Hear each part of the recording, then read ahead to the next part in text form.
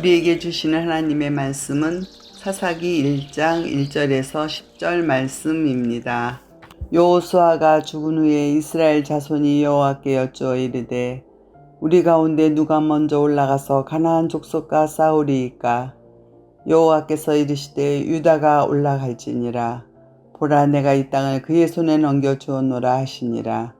유다가 그의 형제 시므온에게 이르되 내가 제비 뽑아 얻은 땅에 나와 함께 올라가서 가나안 족속과 싸우자. 그리하면 나도 네가 제비 뽑아 얻은 땅에 함께 가리라 하니 이에 시므온이 그와 함께 가니라. 유다가 올라가매 여호와께서 가나안 족속과 브리스 족속을 그들의 손에 넘겨주시니 그들이 베색에서 10,000명을 죽이고 또 베색에서 아도니 베색을 만나 그와 싸워서 가나안 족속과 브리스 족속을 죽이니 아도니 베색이 도망하는지라. 그를 쫓아가서 잡아 그의 엄지손가락과 엄지발가락을 자르매 아도니 베색이 이르되 옛적에 70명의 왕들이 그들의 엄지손가락과 엄지발가락이 잘리고 내상 아래에서 먹을 것을 줍더니 하나님이 내가 행한 대로 내게 갚으심이로다 하니라. 우리가 그를 이끌고 예루살렘에 이르렀더니 그가 거기서 죽었더라.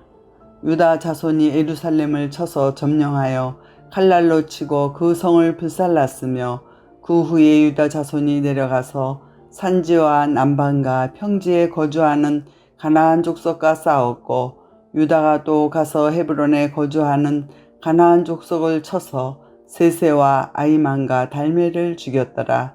헤브론의 본 이름은 기럇 아르바였더라. 아멘. 오늘부터는 사사기로 아침마다 묵상을 하게 됩니다. 이 사사시대는 광야에서 약속의 땅으로 인도했던 지도자인 여호수아가 죽고 난 그 이후의 이야기입니다. 여호수아 시대에 대부분의 가나안 땅을 점령하고 또 땅 분배까지 마치긴 했으나 여전히 주변의 이방국들이 이 새롭게 세워진 신생국가 이스라엘을 호시탐탐 노리며 괴롭히게 되죠. 그런데 12지파 전체를 아울렀던 지도자 여호수아도 없는 상황입니다. 그 결과 괴롭힘을 당할 때마다 백성들은 부르짖고 그때마다 그들을 구원할 임시 지도자를 하나님께서는 세우시는데 이 위기의 상황에마다 이스라엘을 건져내는 영적 군사적 지도자들을 바로 사사라고 합니다. 그런데 우리가 사사기를 살펴볼 때마다 끊임없는 실패와 타락을 보게 될 것입니다. 이스라엘 역사상 가장 영적으로 어두운 이 암흑기로 평가받는 시대가 바로 이 사사시대입니다. 그래서 앞으로 보게 될 이야기는 끊임없이 넘어지는 백성들의 실패를 보게 되지만 또 동시에 100번 실패해도 101번 일으켜주시는 하나님의 신실하심을 동시에 보게 됩니다. 오늘 본문은 여호수아가 죽은 후에 곧바로 전쟁을 하는 이스라엘의 승리를 보여주죠.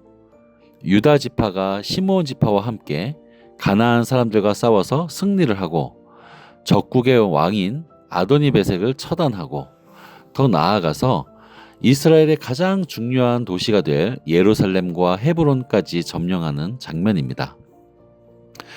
오늘 본문을 겉으로만 보면 명백한 승리처럼 보입니다. 그러나 사사시대라는 엄청난 암흑기의 시작을 여는 이 본문에서 성경은 두 가지 타락의 실마리를 우리에게 보여줍니다. 인간적으로만 보면 잘한 결정처럼 보이지만 영적으로 보면 뭔가 쎄한 느낌을 주는 장면, 앞으로의 타락의 실마리가 되는 그런 장면들입니다. 우선 첫 번째로 유다 지파가 점령하러 나아갈 때에 시므온 지파에게 함께 가기를 청하는 장면입니다. 여러분, 얼핏 보면 좋아 보입니다. 유다 지파와 시므온 지파는 형제 지파고 형제끼리의 동맹은 매우 적절하고 타당해 보이죠. 당연히 혼자 가는 것보다는 함께 가는 것이 더 승률도 높지 않겠습니까? 그러나 그것은 인간의 생각이라는 것이죠. 하나님께서는 2절에 이렇게 말씀하십니다. 오늘 본문 2절입니다. 여호와께서 이르시되 유다가 올라갈지니라. 보라, 내가 이 땅을 그의 손에 넘겨주었노라 하시니라. 하나님께서는 분명히 유다와 시므온이 올라갈지니라 하지 않으셨고 유다가 올라갈지니라 라고 하셨습니다. 그러면서 확신의 말씀을 주시는데 이 땅을 유다 지파의 손에 넘겨주었다 이렇게 말씀하시죠.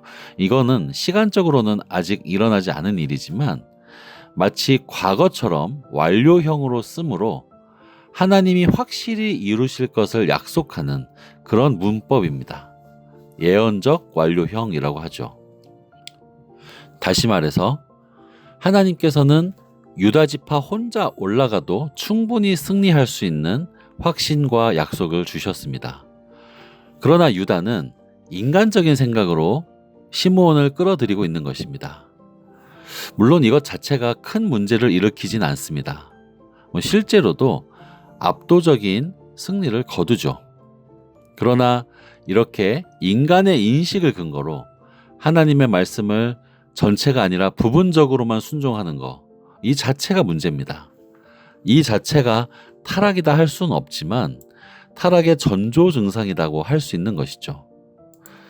여러분, 사사기가 실패의 시기가 되는 것은 그들이 모든 면에서 악하게 행동했기 때문이 아닙니다. 그 이유는 각자가 자기 소견에 오른 대로 행동을 했기 때문이죠. 우리는 창세기를 통해서 비슷한 장면을 보았습니다. 하와가 선악과를 두고 뱀과 대화할 때 하와가 처음부터 죄를 지을 생각이 없었습니다. 그러나 하나님의 말씀을 100%가 아니라 90%를 이해하고 순종할 때 사단은 여지없이 그 벌어진 틈 사이를 비집고 들어오는 것입니다. 대개의 경우에 사탄은 불순종이 아니라 부분 순종의 틈을 노리며 들어옵니다. 두 번째 타락의 실마리는 유다 지파가 아도니베섹이라는 이방 왕을 처리하는 장면입니다. 오늘 장면에서 그 왕의 엄지손가락과 엄지발가락을 자르는 장면이 나오죠. 자, 그렇게 하는 이유는 이 엄지라는 것은 단지 10개 중에 하나가 아닙니다. 무게를 들 때도 나머지 4손가락과 엄지가 반대 방향에서 감싸지 않습니까?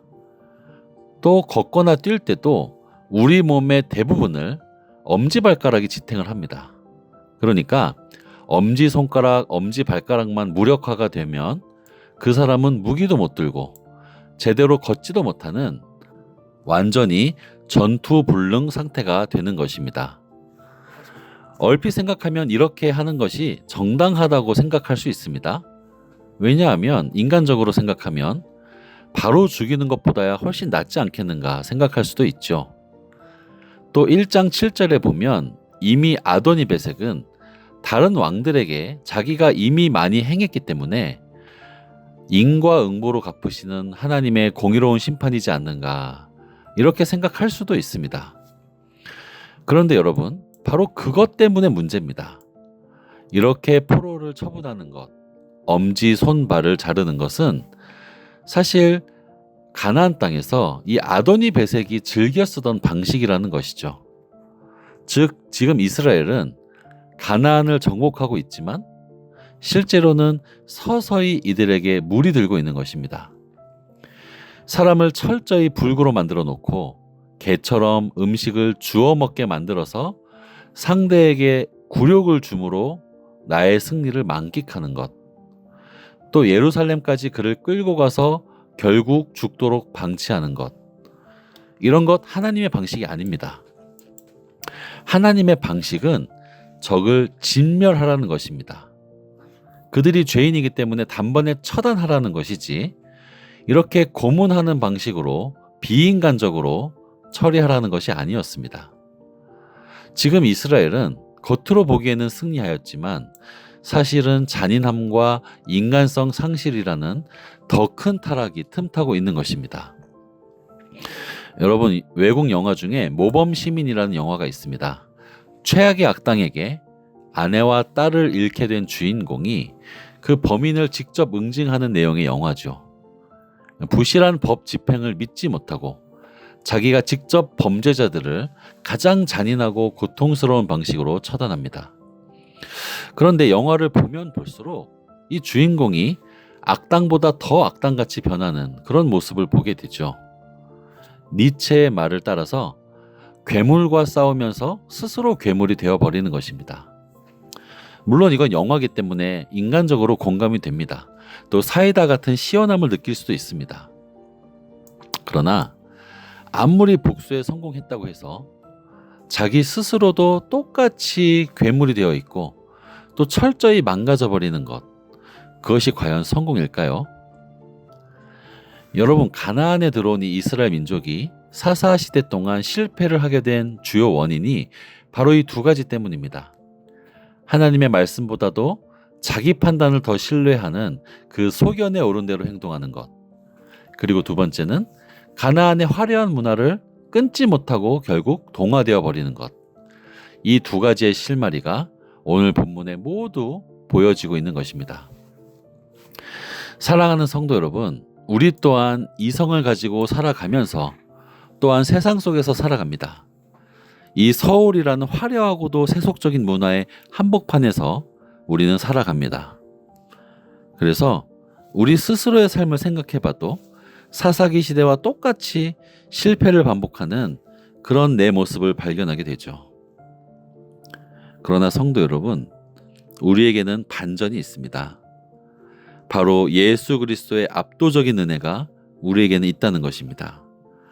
하나님께서는 우리가 세상 문화를 스스로 끊어낼 수 없고 또 하나님만을 의지하기에 너무나 믿음이 연약하다는 것, 이미 알고 계십니다.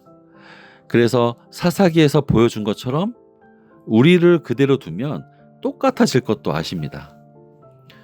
그렇기 때문에 바로 그래서 예수 그리스도가 이 땅에 오신 것입니다. 사실 아도니베섹과 같이 죽어야 할 존재가 저와 여러분이죠. 그러나 우리 예수님께서는 갈보리 언덕에서 우리 대신 대속의 죽음을 죽으셨고 또 성령을 보내셔서 늘 실패하고 늘 벗어나는 우리를 그냥 두지 않으시고 끝까지 돌이키시도록 지켜주십니다. 우리는 사사시대의 이스라엘처럼 약합니다. 그러나 예수님의 은혜가 우리에게는 있습니다. 오늘 본문을 통해서 우리의 연약함을 깨닫는 동시에 그것마저도 역전시키시는 예수님의 은혜를 기억하시기를 바랍니다. 그리하여 기쁨과 감사로 하나님 말씀에 붙들리는 오늘 하루 되시기를 축복합니다.